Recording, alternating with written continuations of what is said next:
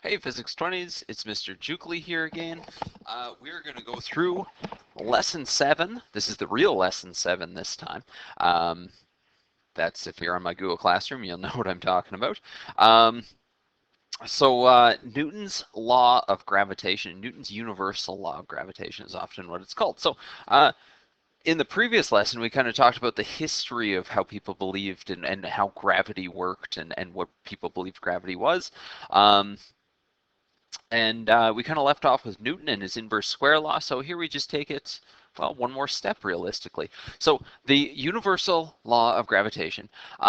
Newton wondered how the force of gravity could be only for planets, right? Like it's planets that are circling around the sun, and that explains, and the circular motion explains the planetary motion. That's what Newton kind of figured.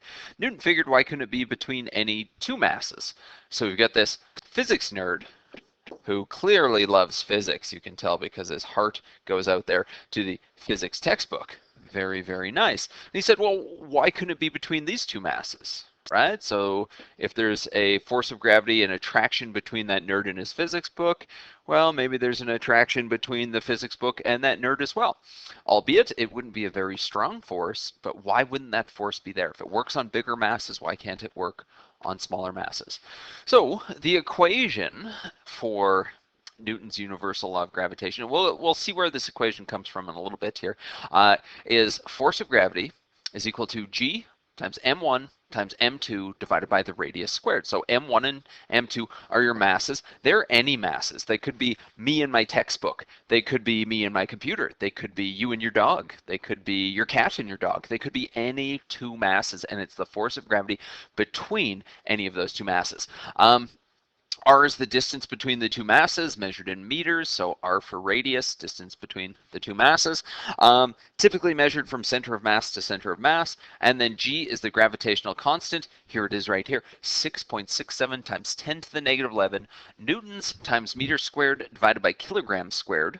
It's quite the unit. We'll talk about where that comes from, talk about where that number comes from as well. And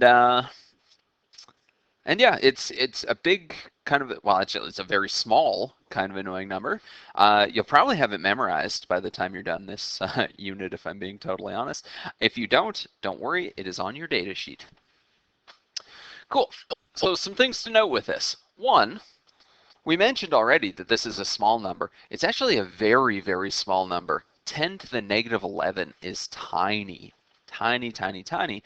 So as far as we know right now, the force of gravity is the weakest force in nature, and that's kind of represented by this gravitational constant because we're multiplying. So force of gravity is G times our two masses divided by the radius squared. We are multiplying by a tiny number, which means we're probably going to get tiny little forces of gravity, unless, of course, these masses are huge. That's where we'll start to see significant forces of gravity. So huge is in like the Earth or the Moon or Saturn or the Sun. So let's check this out. We've got two objects with equal masses. That's kind of important that we know that they are equal masses. They are 17 centimeters apart. So that's 0.17 meters apart. The force of attraction is 49.2 micronewtons. So 49.2. I don't really want micronewtons. So this is a bit of a shortcut that we'll start to use, and you can use this a whole bunch in Physics 30. If micro means times 10 to the negative 6, we can just replace micro with times 10 to the power of negative 6. So 49.2 times 10 to the negative 6 newtons. Now, there are other ways to do this unit conversion. This is just a nice shortcut. If you did it another way, you might end up with 4.92 times 10 to the negative 5 newtons. That's exactly the same thing. Your calculator will recognize either of those numbers, even though the top number is not technically correct scientific notation. Okay, anyways, we're getting into some stuff here. We're debating things. What we should be focusing on is the point of this question: determine each mass. So mass is the question mark. We should mention that that one is radius. So first thing that I'm going to start off with, the masses are equal. So mass 1 is the same thing as mass 2. So why do I need to differentiate between mass 1 and mass 2? Well, I don't. I'm just going to call it mass. That's it, just call it mass. And then when I go into my formula, I'm going to say, okay, well, Fg is equal to g times m1 times m2 divided by the radius squared. That's fine, but I think I'm going to actually take this one step further, because right now I'm currently solving for two separate masses. Kind of impossible to solve for two separate masses, but knowing that they're the same, we could get rid of the 1 and 2 because they are exactly the same, and we could say Fg is equal to g m squared over r squared, and now there's only one mass that we're actually solving for, because what's m times m? Well, it's m squared. Okay, so let's see. We want to rearrange and solve for m. So let's take a second and rearrange and solve for m. M is going to be equal to Fg times r squared. So all I'm doing is moving the r up there, and then I want to divide by capital G. And let's see, that would give me m squared, so I don't really want m squared. To get rid of the squared part over here, I just take the square root of both sides of the equation. Excellent. Okay, so let's plug that in. 49.2 times 10 to the negative 6 newtons times the radius squared, so that's 0.17 meters squared, and then divided by our gravitational constant. It's that big number 6 point, and if you don't remember it, it's a good idea to double check. 6.67 times 10 to the negative 11, and then the units are a little bit funky. We've got newtons times meters squared over kilograms squared. And then finally, of course, we want to make sure that we are square rooting this whole entire gigantic thing. So take a moment, plug this into your calculator, and then we will discuss. Go for it right now. So I think I end up with, and I'm including significant digits here, 146 kilograms as my mass, and remember mass 1 is the same as mass 2, so I'm just calling that mass, 146 kilograms. So let's think about a couple things here. First, let's think about units. So I've got newtons canceling with newtons. I've got meters squared canceling with meters squared. And then I've got the square root of kilograms squared way down on the bottom. So dividing by a fraction, dividing by 1 over kilograms. The only unit I'm going to have left when all is said and done is kilograms, which is perfect for mass. That's exactly what we're looking for. So the units check out. While it is a bit of a big funky unit for a gravitational constant, absolutely checks out. The other thing that I want to think about here is, you know me, your physics teacher, I am about 80 kilograms. 80 kilograms. So let's think about that. 80 kilograms. If there was two things that are almost double my size, so 146 kilograms, almost double my size, two things right next to each other, their centers of masses are 17 centimeters apart, the force of gravity is 49.2 micronewtons, or 0.0000492 newtons. That's not very much, right? That's really not very much. So this is just some scrap work to draw things out for you. But keep in mind, those masses, like that's a fairly large mass. It's almost double me, and it's only got 49.2 micronewtons. You need some seriously big masses to actually be able to feel and experience forces of gravity. Oh, I got the answers there, so that's good. Okay, second example just deals a little bit with net forces. Now, you remember how to calculate net force, right? F net is mass times acceleration. We're not really dealing with that part here. F net is also the sum of all the forces. Nice, the sum of all the forces. So in this case, we've got gravitational forces, and we are looking for the net force acting on mass 2. So let's just think about this for a second. So the net force acting on mass 2. So I've got mass 3, and force of gravity is always an attractive force. So I'm going to call this force of gravity on from 3 on 2 is pulling mass 2 towards the right.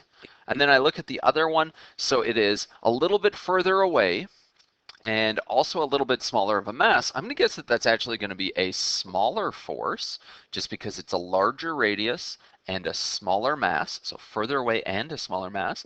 My force of gravity for 1 on 2 is going to be towards the left. So 1 is pulling mass 2 towards the left, 3 is pulling mass 2 towards the right. We could definitely figure out the net force if I could figure out those two force of gravities. Lucky for us, we just figured out formulas for those two force of gravities. Excellent, excellent, excellent. Excuse me. So, as I go through, I can start to solve for this. Force of gravity 1 on 2. Well, that's just G times M1 times M2 divided by their particular radius squared. Nice. Force of gravity 3 on 2. Well, this is going to be very similar. It is G times M2 times M3 divided by the other radius squared. No problem. We can plug in numbers. We can solve for these two forces of gravity. Go ahead. I'm going to get you to put the video on pause. I'm actually going to do the exact same thing. Put the video on pause. I'm going to fill in my numbers. I'm going to calculate. And then once we're finished, we will unpause and we'll get grouped back together and finish the question off. Okay, put it on pause right now. Go. Alrighty, so I've got my answers for those two forces of gravity. So force of gravity 1, 2 turns out to be 7.115 newtons, and force of gravity 3 on 2 turns out to be 20.01 newtons. Now, some things to think about if you didn't quite get the same answers. Did you make sure that we're not actually using millimeters? We want our radius in meters, so we need to convert those into meters. And I mean, that's probably the only thing that could have gone wrong, besides maybe pushing a button wrong in your calculator or something like that. So next thing to think about, we are focusing solely on mass 2. So force of gravity 1, 2, which way is it pulling it? It's pulling it towards the left, so I might want to just make a little note saying that that is towards the left. And then force of gravity 3 on 2, well, that's pulling mass 2 towards the right. So again, I'm going to make a little note with that. We need to have our convention, so let's just go ahead and say the usual. Right is positive, therefore left is negative. Now, if I wanted my net gravitational force, well, net force is the sum of all the forces, so I say Fg net is equal to Fg 1 on 2 plus Fg 3 on 2, keeping in mind those directions. So let's see, 1 on 2 was 7.115 newtons towards the left, so I'm going to call that negative 7.115 newtons. I'm going to add to that 20.1 newtons towards the right, so that's positive 20.01 newtons. And when we add those together, we can even go ahead and include sig digs here. I think that works out to be, let's see here, 13 newtons. And it's a positive 13 newtons, so we can go ahead and say 13 newtons towards the right. Cool. So that's our net force of gravity acting on object 2, right, or the middle object. Now, one last thing to point out with this example is, well, isn't object 1 being attracted to object 2? So force of gravity 1, 2. And isn't mass 3 or object 3 being attracted to object 2? And then isn't object 3 being attracted to object 1? Like, aren't they all attracting each other? They absolutely are, but the question is telling us to focus on the forces that are acting on mass 2. So I don't really care that much about the forces that are acting on mass 3. Yeah, they're there, and sure, they're important, but not really that important for this question, if you know what I mean. Cool. So anyways, 13 newtons towards the right. Awesome. So some things to get into now. Newton, fantastic scientist, brilliant mind, Newton. Invented calculus, believe it or not. Newton figured out that the force of gravity was dependent on the radius, and we talked in the last lesson about how it's an inverse squared relationship with the radius. Newton also understood that the masses played a role, so he understood these relationships that we've got here. But a relationship, or proportionality, is not necessarily the same thing as an equal sign, right? It tells us how, one side of the equation can affect the other side of the equation, but it's not an equal sign. So Newton did not know the constant g. He figured if those are the only things, masses and radius are the only things that really affect gravity, there should just be one other constant that we can multiply that by and turn this into an equation. So it's actually a guy named Henry Cavendish who did a torsion balance experiment to figure this out. So we'll jump right in. I'm going to describe this a little bit here. It's kind of difficult to describe on a two-dimensional page. So if you're having trouble, just search Cavendish torsion balance on YouTube. I think I actually have that right here. Cavendish torsion balance on YouTube. You can check out one of these other people's videos. I think the first 3 I've shown people before, and you can kind of get an idea of the torsion balance experiment. So feel free to check those out if my description, my 2D description doesn't work quite well enough. So here's the idea. We've got a wire. So here's our wire coming down here. I'm going to use a different color to highlight it. That wire twists depending on how much force is acting on the wire. So it twists, and you see these masses, they can twist one direction or the other direction. Now that wire, the amount that it twists is actually directly proportional to the amount of force that it takes to twist it. So from this, Cavendish, based on how much the wire twists, can know the actual gravitational force between smaller objects. And because gravity is in a vertical plane here and everything else is in a horizontal plane, gravity from the Earth, I should say, all of the other forces of gravity between the smaller blue and green masses is horizontal. We're taking force of gravity from the Earth out of the equation. It's not really there, and we're only really looking at the force of gravity between those other masses, in this case the green and the blue masses. So I hope that explanation kind of made sense. The big thing is this wire twists. So this wire twists. The amount that it twists tells us a force, or a torque is a force for twisting. And then he did an experiment with how close these two things were and how big those masses were. Okay, let's check it out. So again, the twisting and the force of gravity have a direct relationship. So the more it twists, the more force of gravity we see. So the first experiment that Cavendish would have done, and I actually don't know if it's the first, but one of 2 experiments that Cavendish would have done is our force of gravity versus mass. Right? So we change the mass and we figure out what happens to force of gravity. So our manipulated variable is our mass. Our responded variable is our force of gravity. What would we need to keep constant to make sure it's just the mass that's changing our force of gravity? If you're thinking the radius, you are absolutely 100% correct. And realistically, probably the other mass as well. So maybe mass 1 is what we're manipulating. Cool. So his results. Here are his results. If we had a very, very, very, very small mass, so we've obviously got this mass and we've got a small secondary mass. If we had a small mass, well, you'd expect a small force of gravity, which corresponds to a small twist in the wire. No problem. If we had a larger mass, so in this case, we are actually doubling the mass, you'd expect to have a larger force and therefore a larger twist in the wire. That kind of makes sense. What he actually found was that when you doubled the mass, you also doubled the amount of twist, therefore doubling the force. This is a direct relationship when you do one thing and it directly affects another one. So the relationship, force of gravity, is directly related to mass. Our graph shape for this is as the mass increases, the force of gravity increases at the exact same rate. And we can go through if, excuse me, if the mass is multiplied by 5, what happens to the force of gravity? Well, I like to treat these like an equation.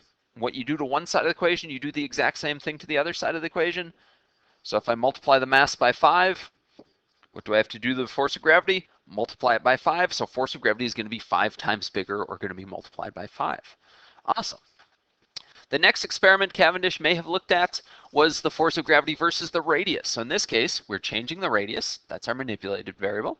Force of gravity is still our responding variable. That's the thing he's trying to figure out. And our controls must be m1 and m2. So in this case, we want to keep the masses constant. So here's what he looked at. If we had a small radius, say 1 centimeter, we actually had a very large twist in the wire, so a very large angle, therefore a big force of gravity.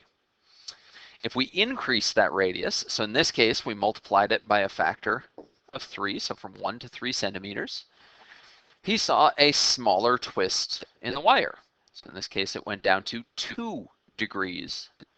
Now when we think about that, what type of relationship that is, the radius is being multiplied by 3. The angle, and therefore the force of gravity, is being divided by 9. That's our inverse square relationship. That's what Newton predicted. So force of gravity has an inverse, I might as well do this on the next page in the box. Force of gravity has an inverse squared relationship with the radius. So when we think about this, think about what a graph might look like. At a very small radius, we've got a very large force of gravity. And then at a bigger radius, we've got a small force of gravity. And as that radius increases, the force of gravity decreases. So our graph shape looks kind of like this. Same sort of thing. I like to treat this as a bit of a formula, or as if it's a formula equation. So what we do to one side, we do the exact same thing to the other side. So let's see. Force of gravity has an inverse relationship with radius squared. So let's see. Radius is being multiplied by 5. So I need to multiply the radius by 5. But then the radius is being squared. So what did I really just do to the side of the equation? I really just divided it by, so let's put another one there, 5 squared over r squared, because we can actually simplify this a little bit, right? We can simplify that. So realistically, I divided by 5 squared, or put 5 squared on the bottom, which is the same thing as 25. So if the radius is multiplied by 5, the force of gravity is divided by 25 or multiplied by 1 over 25, one of the two. Cool. So last example that we've got here is the gravitational force between two masses is F. If both the masses are tripled and the distance between them is doubled, determine the new gravitational force. So again, I like to start out writing this as our regular formula, but notice it's a little bit spaced out. So let's check this out. Both of the masses are tripled. So I'm going to multiply this mass by 3. I'm going to multiply this mass by 3. So what did I do to force of gravity? Well, what did I do to that side of the equation? Sorry, I multiplied it by 3, and I multiplied it by 3 again. We could simplify that to 9, but 3 times 3. And then the radius, oh, I forgot something important there. It's got to be radius squared. If the radius is doubled, right, or the distance between them is doubled, and then the radius is being squared, what did I just do to that side of the equation? Well, I divided it, or I put a 2 squared on the bottom. 2 squared, remember, is 4. So if I wanted to figure out my force of gravity after, my new force of gravity is equal to, let's see, 9/4 of my original force of gravity. So my new force of gravity is 9/4 of my original force of gravity. Hopefully that makes sense for people. Not too bad. It's what you do to one side of the equation, you do the exact same thing to the other side of the equation. So that is it for another lesson. Good job, Physics 20s. Keep up the good work. As always, let me know if you need anything, and we will talk to you again soon. Bye for now.